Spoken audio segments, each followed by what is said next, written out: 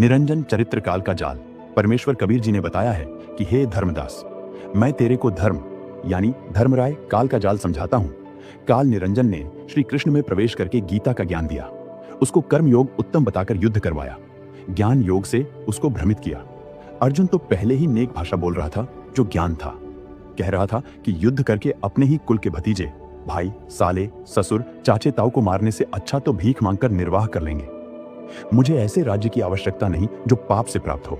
उसको डरा धमकाकर युद्ध करवाकर नरक का भागी बना दिया।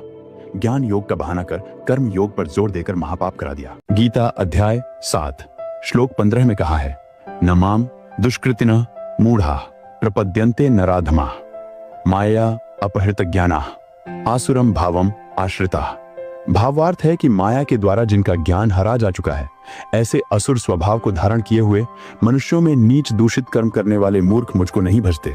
अर्थात वे तीनों गुणों यानी रजगुण ब्रह्मा, सतगुण विष्णु, तमगुण शिव की साधना ही करते रहते हैं। अभी संत गरीबदास जी महाराज जी की वाणियों में स्पष्ट लिखा है, जो सत्य भक्ति शास्त्र अनुकूल नहीं करते, वे साधु भेष बनाकर ऐसे मांगते फिरते हैं जैसे कुत्ता टूक रोटी के लिए 70 घरों में जाता है। जैसे अन्य जाति वाले नट पैरने, काजर व साशी लोग रोटी के लिए भटकते थे। यदि साधु भी ऐसे ही करता है तो उसकी साधना में त्रुटि है। परमेश्वर कबीर जी अपना दैनिक कर्म जुलाहे का करते थे तथा सत्य साधना भी करते थे व सत्संग भी करते थे।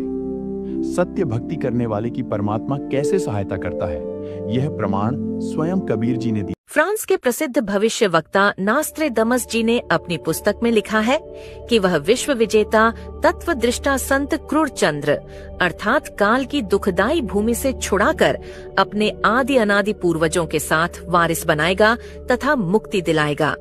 यहाँ पर उपदेश मंत्र की ओर संकेत है कि वह शायरन केवल 3 शब्द ही मंत्र जाप देगा। इन 3 शब्दों के साथ मुक्ति का कोई अन्य शब्द न चिपकाएगा।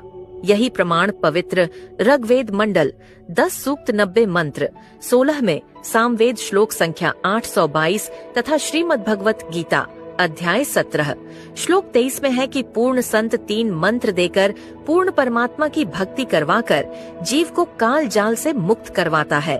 फिर वह साधक की भक्ति कमाई के बल से वहाँ चला जाता है जहाँ आदि सृष्टि के अच्छे प्राणी रहते हैं, जहाँ से यह जीव अपने पूर्वजों को छोड़कर कुरचंद्र अर्थात काल प्रभु के साथ आकर इस दुखदाई लोक में फंसकर कष्ट पर कष्ट उठा रहा है।